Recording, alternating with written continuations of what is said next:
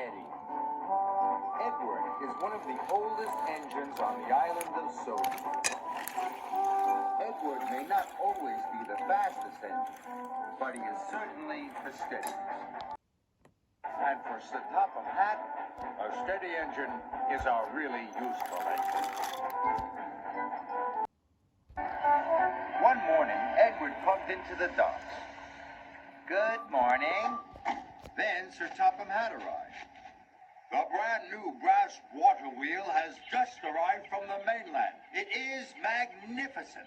It will be displayed by the waterworks at Great Waterton. Emily, Gordon, and Edward were very excited. They couldn't wait to see the magnificent water wheel. Edward, you will deliver the water wheel to Great Waterton. Edward beamed from buffer to boiler. Gordon and Emily were surprised.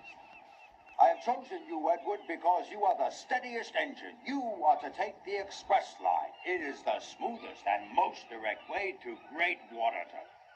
Gordon gasped. Edward was going to use his express line. Frankie lowered the water wheel onto Edward's flatbed. It had a shiny brass rim that gleamed in the sun. Everyone looked at the magnificent water wheel. Edward the Steady is at the ready. And very slowly, Edward pushed his special out of the docks. Edward puffed up to the junction for the express line. Thomas was waiting. Bust my buffers, Edward. That's a very special. Edward was very happy. He looked ahead. If he took the express line, he couldn't stop for the people to admire his magnificent water wheel. But if he took the other track, he could stop at stations and bridges and sidings. A lot of people would see his special, the signal change. Edward didn't take the express line. Edward was having a wonderful time. He went past stations,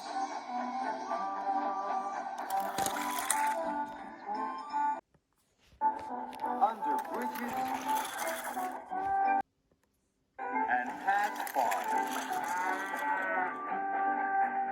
Everyone cheered and waved.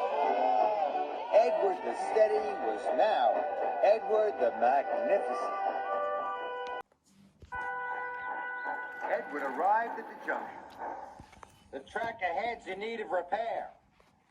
But the track ahead led to the school. Edward wanted the school children to see him. So he chuffed on towards the broken track. The track was very bumpy and jumpy. The shiny brass edge of the wheel started to cut into the ropes. But Edward didn't know. At the school, children cheered and waved. Edward wasn't looking at the red signal. Oh, flat my fender. Edward applied his brakes, but too late. The shiny brass edge of the water wheel cut even deeper through the ropes. Edward knew now his long journey had made him late. Then he had an idea. I will chuff up Gordon's Hill, Edward thought. It's the fastest way to Great Waterton. And, he thought to himself, the other engines on the hill will all see my special. Edward chuffed and huffed up Gordon's Hill. Oliver and Arthur passed them coming down. They both thought his special was magnificent. But the water wheel was very heavy. Edward huffed and puffed up the hill. At last, he reached the top. But the edges of the water wheel were cutting deeper and deeper into the ropes. Then there was trouble with a final joke. The ropes broke. The magnificent water wheel rolled off Edward's flatbed. Fizzling fireboxes. Gordon was further down the hill with flatbeds of scrap iron. The water wheel rolled down the hill. It bounced onto Gordon's flatbed. Now, Edward's magnificent water wheel was on its way to the smelters. Edward had to get to the smelter's yard before Gordon.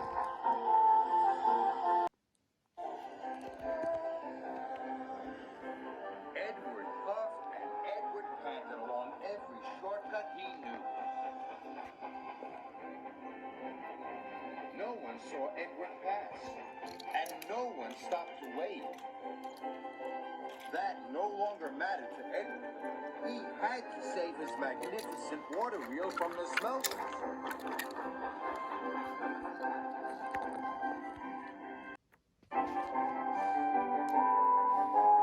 Gordon puffed slowly into the smelters yard. He pulled up outside the smelting shed. Then, suddenly, there was Edward. Gordon was surprised. Edward the Steady had won his race against the fastest engine on Sodor. The magnificent water wheel was once again tied down to Edward's flatbed.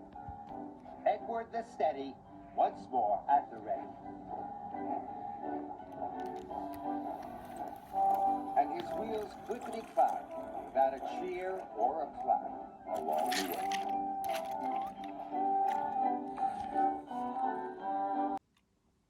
The water wheel was put into place. It looks grand. It looks magnificent. And Edward didn't need anyone to tell him that this had been a very special.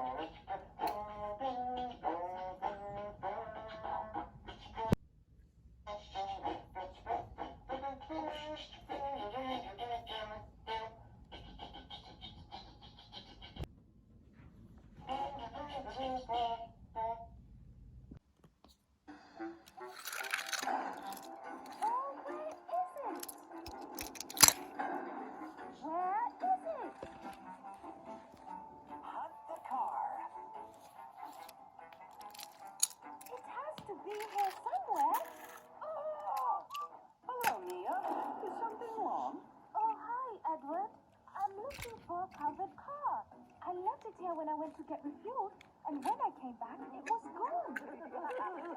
All right, Bill and Ben, where have you hidden Mia's car?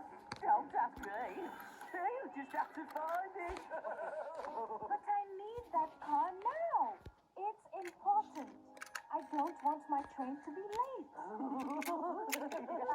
Okay, then. Shall I take away the cars I brought for you two? What would they say at the clay pits if you came back with no cars? Oh, fine. I'll get it. I'm sorry about this, Mia. It's their new game. They call it Hunt the Car. Nobody cannot charge better than us. Thanks, Edward. The trouble with you, Edward, is that you don't like games. No fun at all. You're just boring.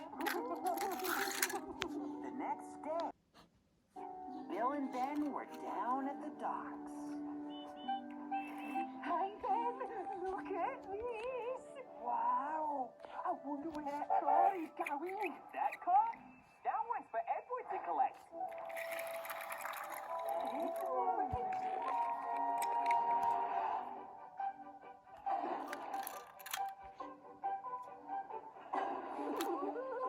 This'll teach Edward for sweet fun.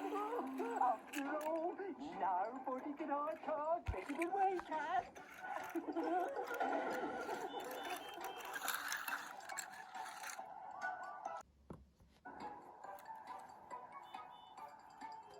Oh dear, where is my car?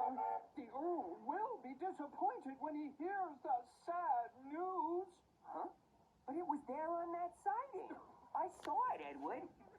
was in it? It was filled with all the festive decorations for the Earl's annual Christmas party at Ulstead Castle, along with presents for the children and food for the Christmas dinner. But now it's gone. No. Yes. With no decorations, no presents, and no food, the Earl's Christmas party will be ruined.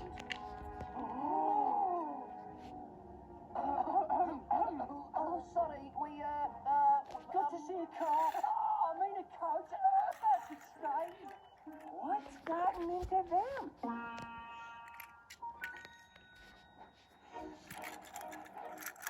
Oh, where is it? Oh, It's gone. I can see that, Ben. And if we don't find it, Christmas will be ruined.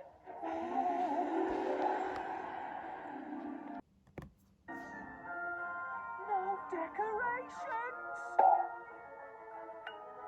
Oh, no presents for the children. And no food for the Christmas dinner.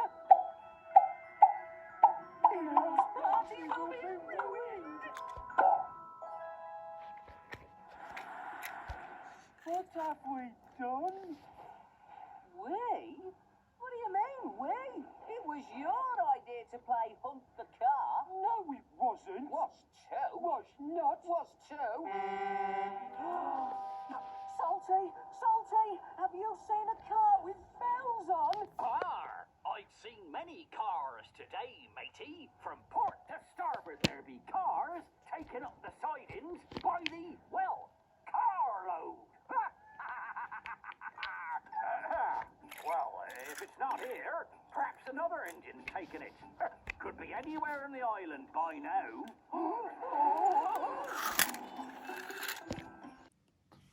The twins looked all over the island, hunting through stations.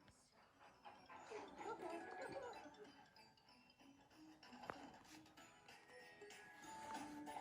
shunting yards.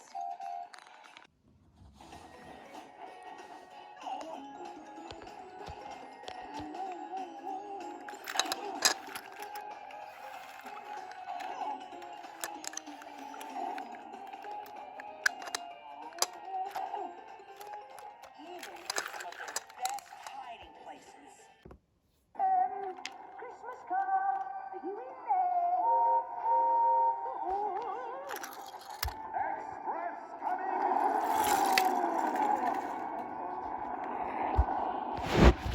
But they couldn't find the car anywhere.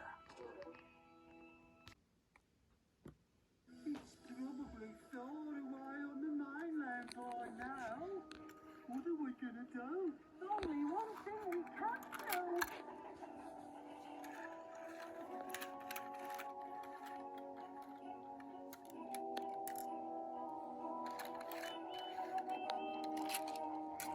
Hello, you two. What brings you here? Edward, oh, Edward, we're ever so sorry. We didn't mean to do it. Now, whatever are you sorry for? We were playing Hunt the Car, and we hid your car as a joke. But we decided to give it back. Only we couldn't find it. You mean this car? Yes, that's the one. Oh, that's the one. But. Welcome to the Christmas party, everyone. Now you know how it feels to have your cars hidden from you. Oh, how did you? Well, let's just say nobody can hide cars better than you two, but nobody can find cars better than me. I know all your hiding places. Oh,